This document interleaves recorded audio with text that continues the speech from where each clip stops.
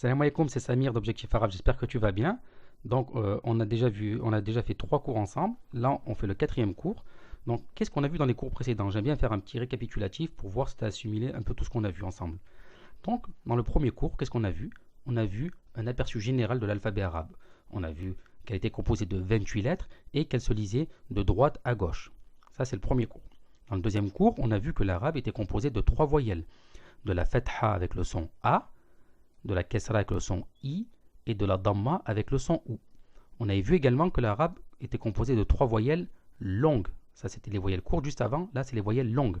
Donc, pour prolonger le son A, on rajoutait un alif et ça faisait le son A.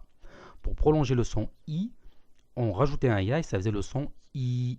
Pour prolonger le son OU, on rajoutait un waw et ça faisait le son OU. Donc, on prolonge la lettre. Donc, on dit ba, bi, bou.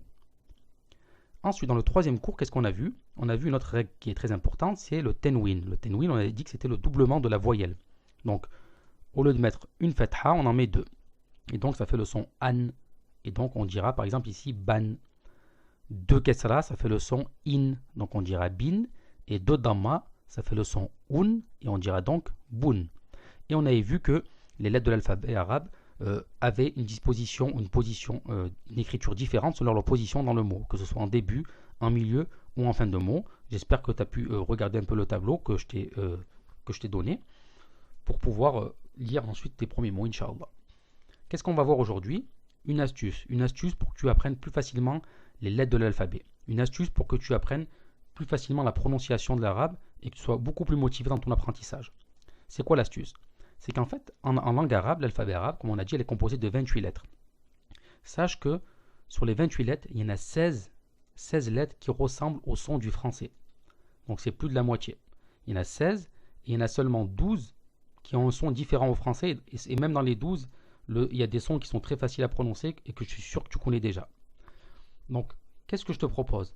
Je te propose de commencer par apprendre, pas forcément l'alphabet dans l'ordre, parce qu'on avait vu dans le tableau, je reviens sur le tableau du début, c'est que alif, ba, ta, tha, etc. c'est un ordre connu par tout le monde, mais tu n'es pas obligé de les apprendre dans l'ordre, parce que quand tu vas lire tes mots, tu vas pas lire des mots qui sont dans l'ordre de l'alphabet. Tu peux les lire dans n'importe quel ordre, en fait, finalement.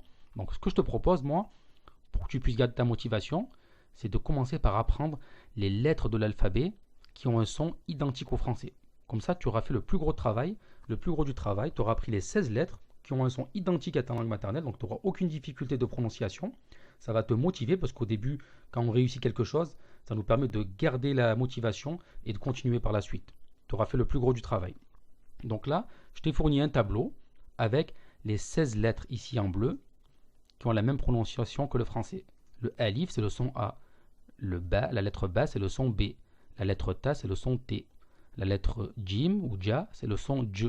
Donc c'est vraiment la lettre da, c'est le son D. Donc c'est vraiment facile. 2 comme Damien, si tu veux.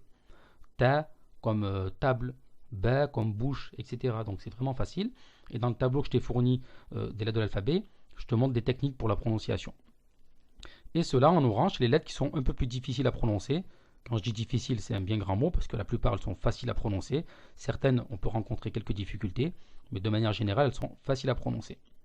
Ce que je te conseille, un point à retenir, car beaucoup font l'erreur de passer énormément de temps devant le miroir à se regarder pour pouvoir prononcer la lettre correctement en faisant des qa, etc. Je dis pas que c'est pas une bonne méthode, je dis pas que c'est pas bien de bien prononcer dès le début, mais si tu te concentres trop sur la prononciation, que tu veux à chaque fois te perfectionner dès le début, ça va te démotiver parce que peut-être que tu ne vas pas réussir, donc ça va te décourager, tu vas abandonner. Donc essaye de prononcer les lettres de manière correcte, de manière générale pour éviter de faire des contresens, mais petit à petit tu verras que tu vas te perfectionner, ça vient avec le temps. Ça c'est une chose à retenir. Donc je te conseille d'étudier ce tableau attentivement, de regarder les lettres qui en bleu qui ressemblent au français, de commencer par ces lettres là. Et ensuite, donc au total, comme j'ai dit, il y a 28 lettres dans l'alphabet arabe. 16 lettres possèdent le même son que le français. Le mieux donc, c'est de commencer par apprendre ces lettres-là pour garder la motivation. Et dans ma formation que je donne pour apprendre à lire et écrire, si ça te dit, si le cœur t'en dit d'aller plus loin plus tard, Inch'Allah, c'est toi qui vois, je donne des astuces pour apprendre à prononcer les lettres qui sont un peu plus difficiles. Des astuces simples. Donc maintenant, est-ce que tu veux lire tes premiers mots? Ça sera dans le prochain cours, Inch'Allah. Je te laisse regarder le tableau que je t'ai dit juste avant. Essaye d'apprendre les premières lettres qui ont le même son que le français. Et dans le prochain cours, Inch'Allah, on va lire ensemble tes premiers mots. Et tu verras que c'est très facile. À bientôt. Salam alaikum.